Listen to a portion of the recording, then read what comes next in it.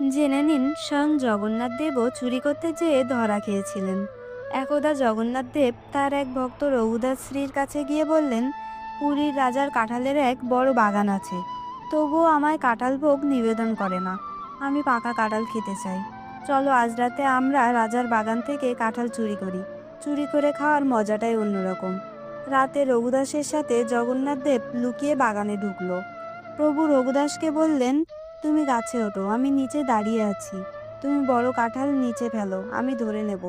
যখন রঘু কাঁঠাল নিচে ফেললো, তখন সেই শব্দে সেখানে প্রহরীরা চলে এলো। আর জগন্নাথ দেব তৎক্ষণাৎ অদৃশ্য হয়ে গেল। প্রহরীরা রঘুদাসশ্রীকে রাজার কাছে নিয়ে গেলেন। রঘুদাসশ্রী রাজাকে সব ঘটনা খুলে বললেন। তখন রাজা রঘুদাসশ্রীকে বললেন, এই বাগানটি আমি প্রভুর নামে লিখে দিলাম। আজ থেকে যখন ইচ্ছে হবে আপনি প্রভুকে কাঁঠাল প্রসাদ হিসেবে নিবেদন করবেন। এই বাগানটি এখনও পুরীধামে রয়েছে।